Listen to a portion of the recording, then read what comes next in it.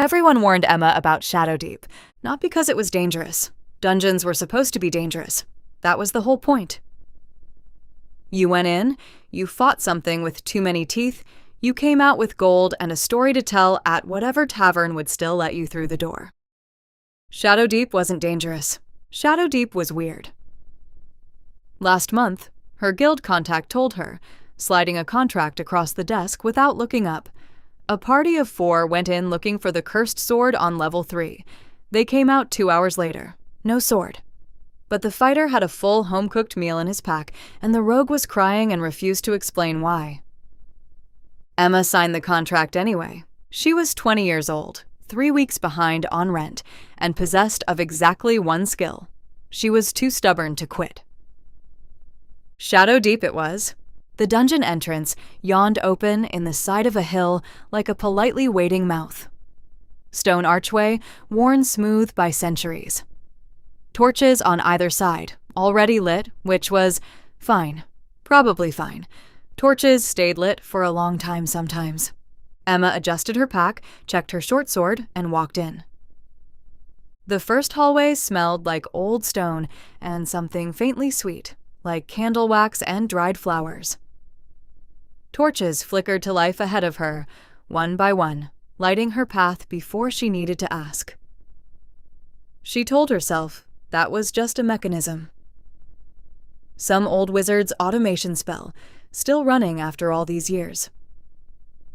Then she saw the sign. It was nailed neatly to the wall at eye level. Carved wood, the letters precise and deliberate, like whoever made it had taken their time.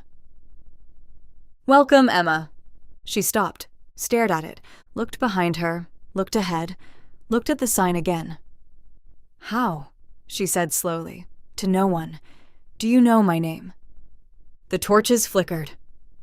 She walked forward. The second sign was around the corner. "You look nice today." Emma looked down at herself. Mud-stained boots, a cloak with a repair patch on the elbow, hair she'd braided in the dark this morning because she'd overslept. "I really don't," she told the sign. The torches flickered again. Somehow, inexplicably, it felt like disagreement. She came back the next day, and the day after that, not because the dungeon was profitable. She'd found maybe 40 gold pieces across 3 visits, which was fine, but not exceptional. She came back because every time she left, she spent the walk home thinking about the signs. "The flowers on level 2 are for you. Please take them. I moved the treasure chest. It's easier to reach now. A skeleton on level 4 will give you directions if you're lost." He is very enthusiastic about it. I apologize in advance. She took the flowers. She didn't know what else to do with them. She put them in a cracked mug on her windowsill and tried not to think about the fact that a building had given her flowers. On her 5th visit, she found a chest she hadn't seen before. Small, ornate, sitting in the middle of a hallway like it had been placed there specifically for her to trip over. Inside, chocolate, good chocolate, the expensive kind she'd been staring at wistfully through a shop window for 3 weeks.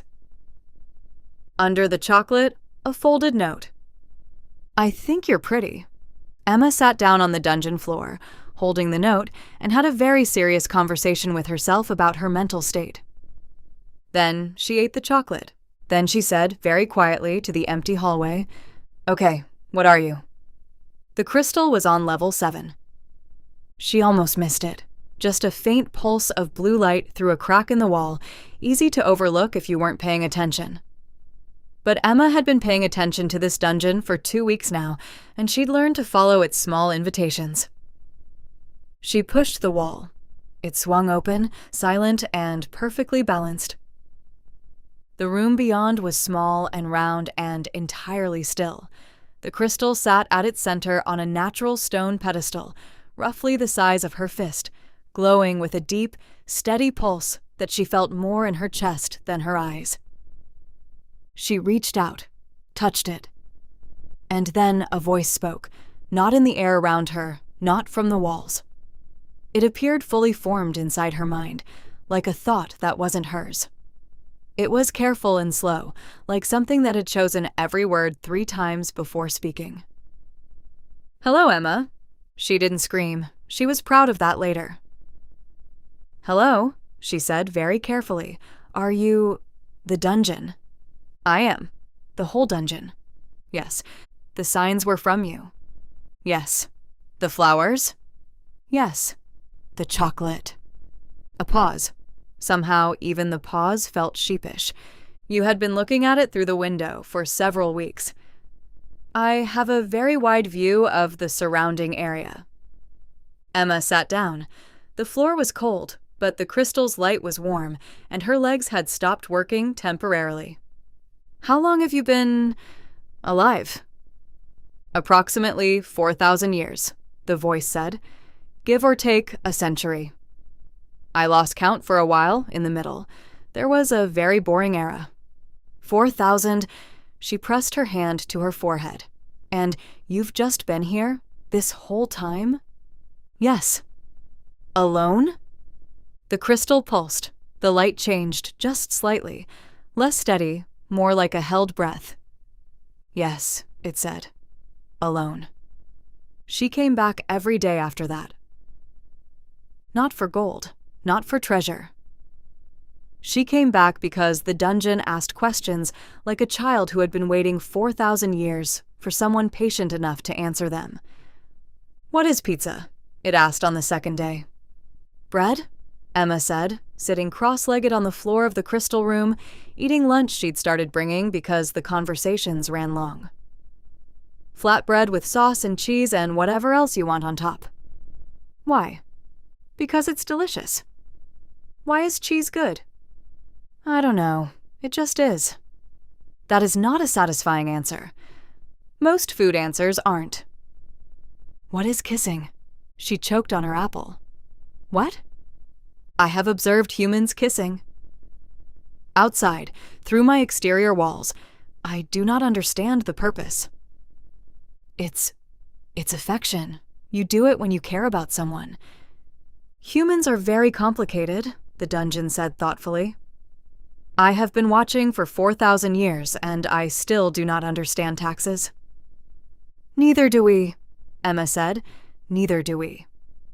The torches flickered. Somehow, she'd learned that was laughter. His name was Lucas. He came into Shadowdeep on a Tuesday, which was already a bad sign, because Emma had privately started thinking of Tuesdays as hers. He was tall, broad-shouldered, with the kind of easy confidence that came from never having to worry about rent. His sword was expensive. His smile was the sort that made you forget to think clearly. Emma met him on level 2, where he was attempting to read one of the signs and frowning. This hallway is closed today, the sign read. Please use the east corridor.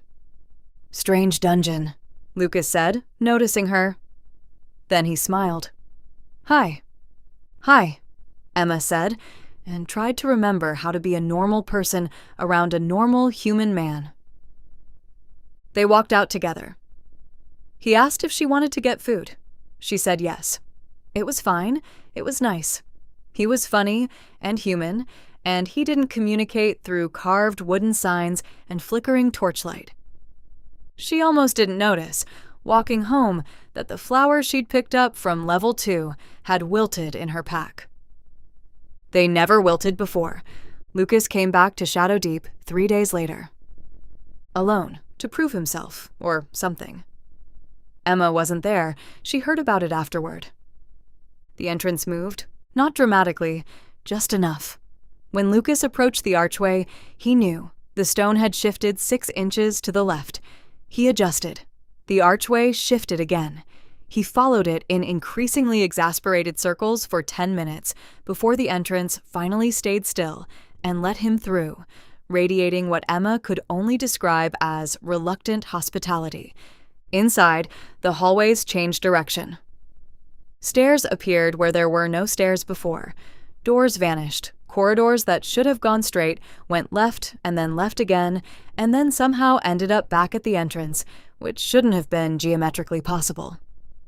A treasure chest he reached for snapped at his fingers. A staircase deposited him into a decorative fountain on level 3 that Emma had never seen before and suspected had been installed specifically for this occasion. He left muddy and confused. The sign at the exit read, "Please do not come back." Under it, a smaller sign had been added, the letters slightly less precise, like they'd been carved in agitation. Emma deserves better. She confronted the dungeon that evening. "You can't do that," she said, standing in the crystal room with her arms crossed. The crystal pulsed with an energy she'd learned to read as stubborn. "He is not right for you. You don't know that. I have observed him for 3 visits. He chews loudly. He does not read the signs. He tried to take the flowers I left for you. Those aren't serious problems. He does not deserve you," the dungeon said, and the crystal's light went very still and very bright. "Nobody who walks through me carelessly deserves you." Emma opened her mouth, closed it, sat down. "You can't trap people because you're jealous," she said, quieter now. The crystal dimmed. "I know," it said. "I know that." A long silence. The torches burned low and gentle, and Emma had the sudden, vivid sense of something very old and very lonely, trying to find the right words. "Emma," it said finally, "you were the first person who ever spoke to me." She went still. In 4,000 years, people came for gold, for glory, for the treasure on level 5 that is not actually cursed. I simply started the rumor because it was interesting. But you spoke to me. You answered my signs. You sat on my floor and ate your lunch and explained pizza and taxes, and you never once looked at me like I was just a building. The crystal pulsed, unsteady now. "I am afraid," it said simply. "I am afraid that if you find someone better, you will stop coming. And I will go back to being just a building." The room was very quiet. Emma looked at the crystal for a long moment. Then she stood, walked to it, and pressed her palm against its warm, glowing surface. "Hey," she said, "listen to me." The crystal stilled under her hand. "You are not just a building. You have never been just a building. You are the most ridiculous, overcomplicated, emotionally chaotic, secretly thoughtful person I have ever met, and the fact that you are also 4,000 years old and made of stone does not change that." She paused. "But you cannot trap people to keep me close. That is not how caring about someone works." A very long silence. "What if I trap them a little?" "No." "A medium amount?" "No." "What if the staircase fountain was an accident?" "It was not an accident." "No," the dungeon admitted. "It was not." But the crystal's light steadied, and the torches came back up, warm and gentle, the way they always did when the dungeon was at peace. "I will try," it said. "I cannot promise I will not accidentally rearrange some hallways if he does something careless." "I'll take it," Emma said. Lucas lasted another 2 weeks. In fairness, the dungeon did try. The entrance stayed in place. The hallways behaved mostly normally. Only 3 treasure chests snapped at him, which by prior standards was practically a welcome party.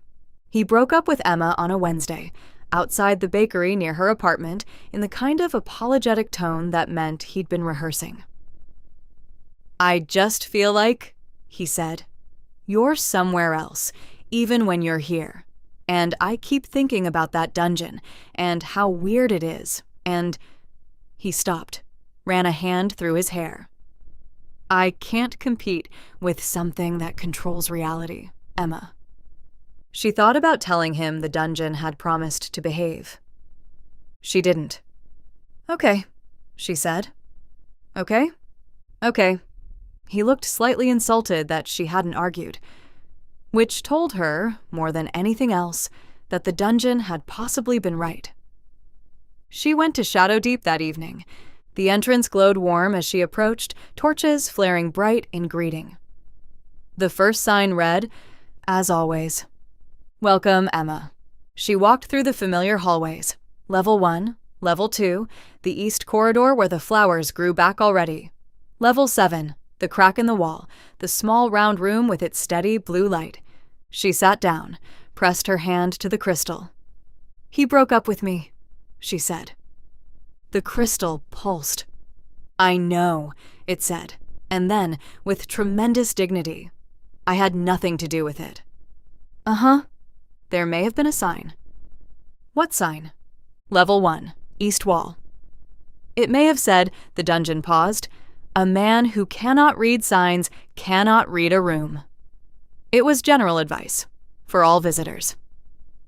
Emma laughed. It came out louder than she expected, bouncing off the stone walls and filling the small room up, and the torches blazed bright in response. "Are you sad?"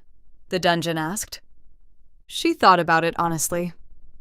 "A little," she said. "But I think I'll be fine." "You will," it said, with the certainty of something that had watched 4,000 years of human drama and had formed some opinions. "You always are." 6 months later, Shadowdeep was famous for something new. Not for treasure, though there was still plenty of that. Not for the skeleton on Level 4, who gave directions with excessive enthusiasm, but for being the only dungeon in recorded history that hosted monthly social evenings. Torches set low and warm, music somehow emanating from the walls, snacks appearing in chests at regular intervals. Adventurers came, stayed, talked, came back. The dungeon learned their names, asked them questions about pizza, left flowers for the ones who seemed sad. Emma still came on Tuesdays. It was still, quietly, hers. She was sitting in the crystal room one afternoon when the dungeon spoke in its slow, careful way. "Emma." "Yeah? I have been thinking about what you said." "About caring for someone not meaning you trap them?" "That's good. That's growth." "I have been practicing," it said. "I have let 47 people leave freely this month, even when I wanted them to stay." That's genuinely impressive." "One of them took the flowers I left for you." "Still impressive."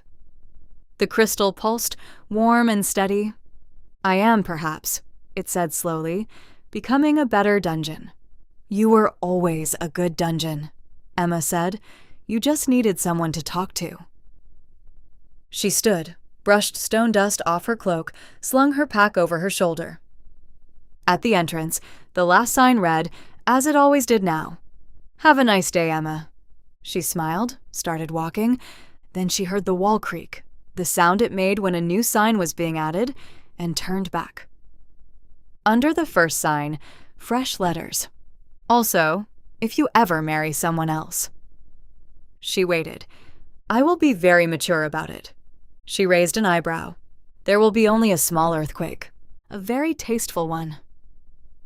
Emma laughed all the way home, and deep underground, in a small round room, lit by steady blue light, something 4,000 years old laughed too, the torches blazing brilliant and gold, and for the first time in longer than any human alive could imagine, the dungeon did not feel alone.